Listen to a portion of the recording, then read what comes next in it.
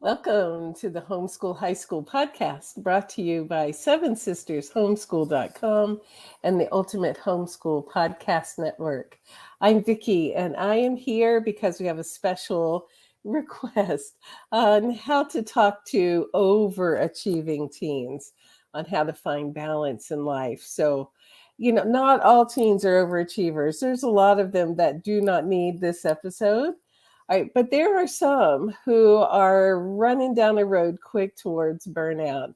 And when you are a mom or a dad who's noticing this in their very capable teens and are concerned about their well being in the long run, it's a good thing to be talking about. So let's talk about helping overachievers find balance. Okay. All right, so overachieving teens, especially in the homeschool community, what we see is these are the kids that are involved in everything, not because necessarily they love everything, they might, but they think they need to because what they are trying to do is get to the next place in life as greatly as they can. So if you have an athlete, they are in athletics and they are working out in between. But not only that, they're also building their transcript in service and arts and everything. So they have a really, really, really strong transcript because in the back of their brains, they're thinking, oh, I need a full ride scholarship. And this is one way I'm going to make that happen. For the academically gifted teens who are just driven, and they want a full ride scholarship. They are studying around the clock, and they're also in all of these other activities because they need to go all the time and make sure they have a really competitive transcript. So let's talk about that, because sometimes what you have then is the concern that these teens are going to hit a wall. And I academic advisor and in my counselor hat, counselor, and I've seen it often enough that somewhere halfway through junior year or beginning of senior year, these poor kids hit a brick wall. They just can't go on, or they're having so much anxiety, they're starting to have panic attacks or feel burnout. And so we want to keep that from happening if we can.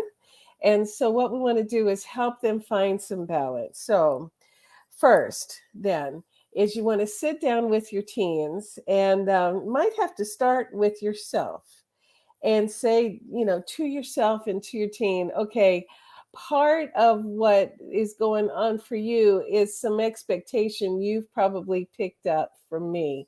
And whether I meant to do this or not, it may have been conveyed to you that I expect you to get a full ride scholarship for college, that responsibility is on you, and it has to be at Harvard, or else that you will be a failure and I will be a failure because you didn't go to, an Ivy League school. And so, yeah, talk to the teen and say, have I been giving you that expectation? And do we need this expectation? Can there be other things that we do that are just as good and make those expectations just as real too? So I want to clarify from your end the implied or said expectations, and say, does it have to be? So some kids are born to go to an Ivy League. Some kids are born to be Olympic type athletes. And, through my years of homeschool advising, I've seen, one or two that, went into Olympic training all the way through college and went to Ivy Leagues. There, a handful of those, and they were supposed to do that. That was their drive and delight, and they were not worried about burning out. But for a lot of kids, they could go to a high-powered Christian college or a state college, and they could go to a not high-powered, and they would be happy. They don't need the snobbery of a high name. um, in the long, long, long run. And so to talk realistically, like, really, what do you need? Like, what is your end goal for college? So you talk to them then, like, is the end goal for college, is it a career? Is it a healthy life? Um, do you need a degree from Harvard in order to get the job you want? And if that is so, then how do we make those expectations? But a lot of kids realistically don't need to go to an Ivy League school to be employable when they graduate. That they can go into all kinds of directions and have healthy, happy, fulfilling careers and lives, without a big name college. So what they need is the degree. Now, not all kids, no matter how good they are, also are going to get a full ride scholarship somewhere. And so teens need to look at that and say, percentage wise, how many kids actually make it on a full ride on academics, or on like athletics or the arts. Basically, most of them don't. And so with that, realistically, do you want to burn yourself out in high school trying to get a full ride? And then not get it and go like, oh my gosh, I just lost all my 4 years of high school where I could have had a little bit of fun. Um, so let's, to be honest and clear from your part, what your expectations are, and then let them say what their expectations are, and then talk about, how realistic are these expectations, like, really, really, and can we reel them in so that we can find a healthy level of lifestyle and achievement. Okay. All right. Now, with that in mind, then we got the conversation started. And it's good then to clarify goals then. So what are my goals? What are my goals in life? What are my needs? So teens would say, well, my goal is to be happy. All right, well, what would happy look like? So, these days, research shows that the happiest people tend to be the ones that are doing something in their life that contributes to some kind of good. So that doesn't mean that has to be their career, but they need to have time outside of their career doing something that makes something good. And so that's, a life that has room for some kind of service, or investment in family or community. And so that could be a career. It could be a hobby, a pastime. So, say, okay, this is a goal. This is a goal. I want to be happy. It probably needs to have some kind of a meaning to that in making the world a little bit better place. What kind of goals realistically do they think they need financially? And so, what, um, teens don't often know, what kind of a salary they need in the long run, and to sit down with them and do some budgeting and financial planning. So maybe, take a financial literacy course. So, like, Seven Sisters has a beautiful financial literacy course that, excuse me, my youngest kids have done, and have really geared them for a successful adulthood and helped them to plan ahead on the kind of career they would need, to meet their personal financial needs and goals. And so, it's a wise thing to do. If you spend a few minutes on deciding that, then you can also go to Career One Stop with them. So that's from the federal government. They have a website, so it's Career One Stop, and you look on there and see what are the basic salaries that careers make, and it will let you know if a career of interest might meet those goals.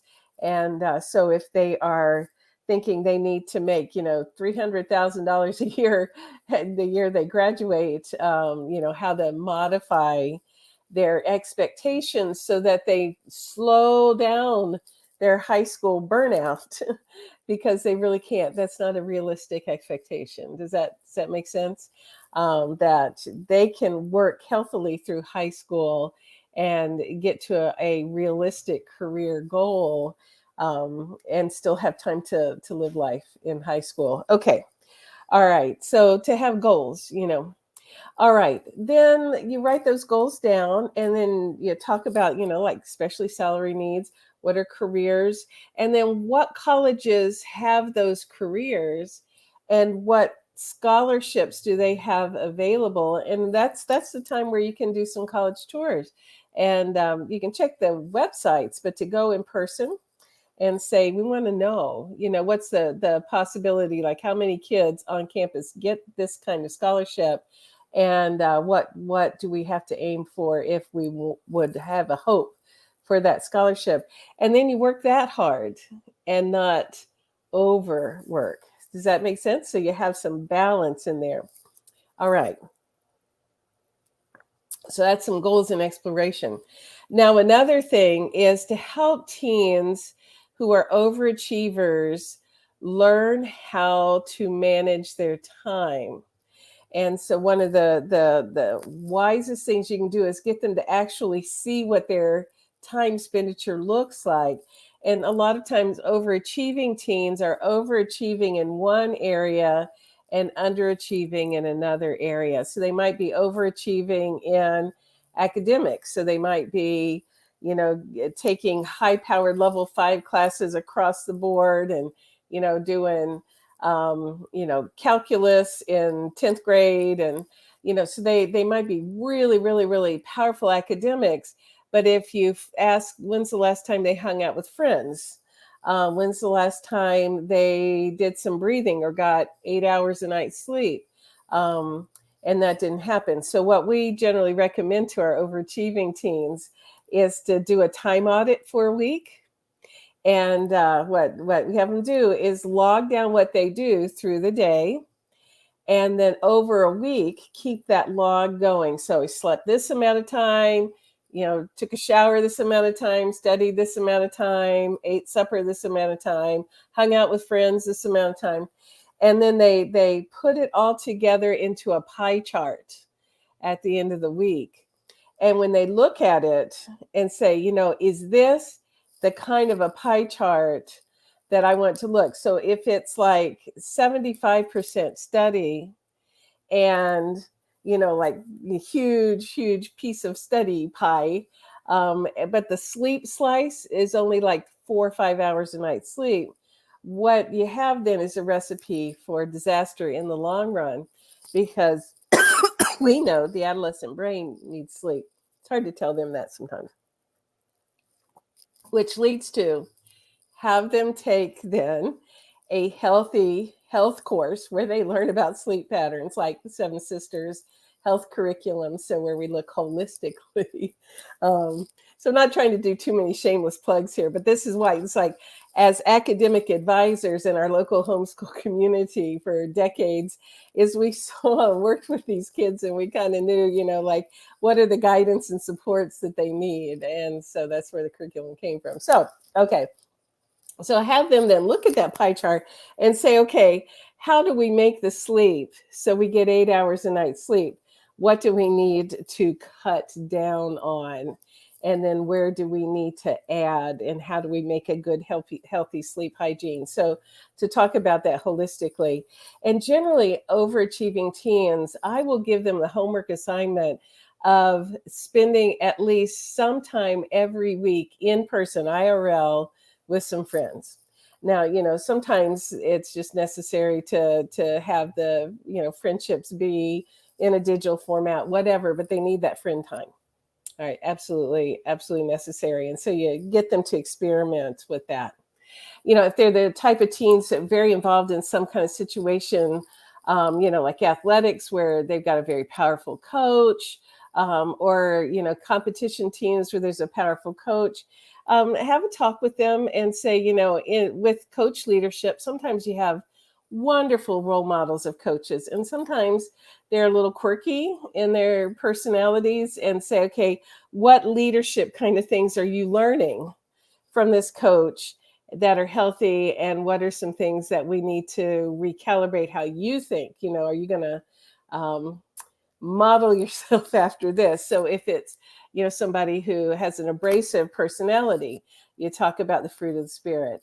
If so like, do you want to be abrasive like your coach? Do you want to, he says, okay, you have to work out for 3 hours a day, and then you end up with, your joints are all taxed and your ligaments are too stretched. You go, okay, what does my doctor say here? And get, well-rounded self-care kinds of things. So usually coaches are good, but I've run into enough where they are really not being aware that these are adolescents with growing bodies, and they also need some friend time too. Okay. And then one of the best things you can do then, following those discussions after the time audit, is to get them to be self-aware on a day-to-day basis. And so to ask them each day, or have them journal it. So some teens would rather just journal it themselves, literally handwriting, and you don't read it. Or sometimes they want to talk it out with you, and you ask them the 3 W's. Okay, what am I feeling? Why am I feeling that way? What am I going to do about it? So, what am I feeling right now? I'm feeling tired. Why am I feeling that way? Because it's been a long day. I've been studying all day, or I've been working out all day, or I had a convention competition all day. All right, so that's why I'm feeling like, what am I going to do about it? Well, I'm going to go to bed, or I'm going to relax and watch a movie. So they're going to do, there's always a thing they are feeling. There's always a reason they're feeling that way. And there's always something that's a good choice that they can do with that.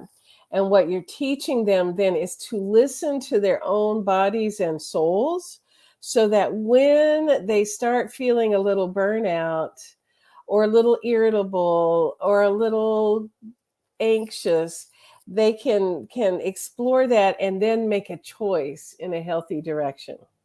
All right.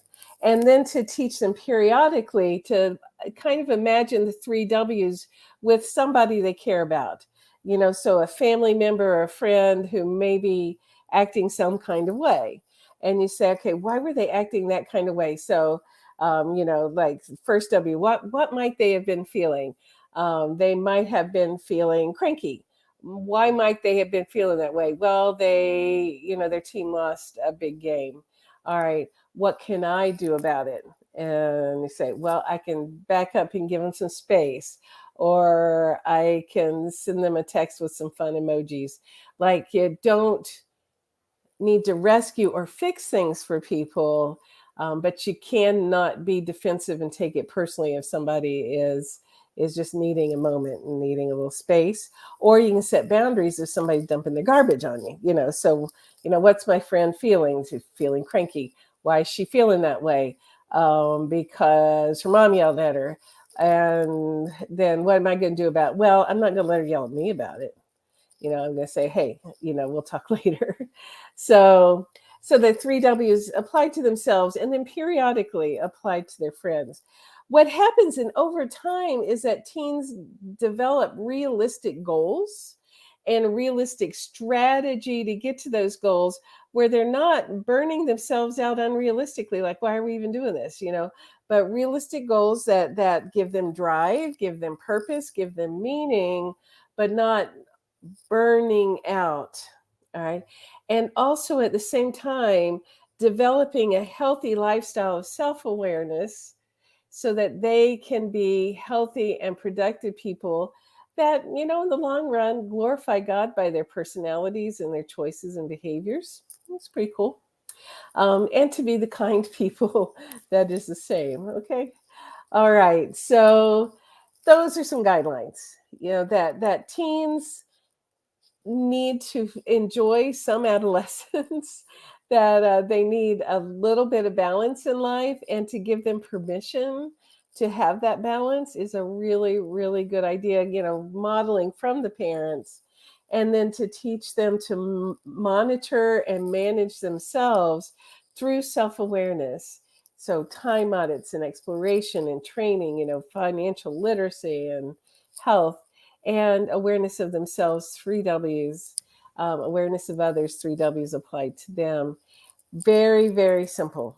Very, very simple. So That way you're not over trying to wear yourself out, overachieving, trying to help your overachiever just settle down and have some balance. Okay. All right. So if you've got an overachiever and need some other ideas, one of the coolest places I know to discuss things is at the Seven Sisters Homeschool Facebook group. So it's one word, the number seven, then Sisters Homeschool, all of them squished together as if it's one word. It's Facebook group. And our seventh sisters and siblings just throw up ideas and questions in the group periodically, and then the other seventh sisters and seventh siblings answer it. So who are the seventh siblings? Well, as seven sisters, there's six sisters. So there's me and Sabrina and Kim and Marilyn and Allison and Sarah. So who's the seventh sister or sibling? It's you. And we are so glad, we're all in this homeschool thing together, and you matter and your kids matter, and we all matter in God's eyes. And so we want to support each other and be an encouragement. So the Facebook group is a good place to do that. You can always throw a question up also at info@Seven Sisters Homeschool, because one of us sisters is always answering those, and we can share ideas back and forth in that way. So you got this, and your teens will get it, and they have good futures ahead of them. Okay, all right. Well, I'm looking forward to talking to everybody again next week, and I hope that if you have time, you'll go on to iTunes or wherever you listen to this podcast and leave some stars and a review so it makes us more findable. And also thanks Seth Tillman for editing for us, and the Homeschool High School Podcast Network, the Ultimate Homeschool Podcast Network. Sorry, for being the kind of general host. We've been with them for lots of years now, so looking forward to working together for a long time and working with you all. All right, have a good week.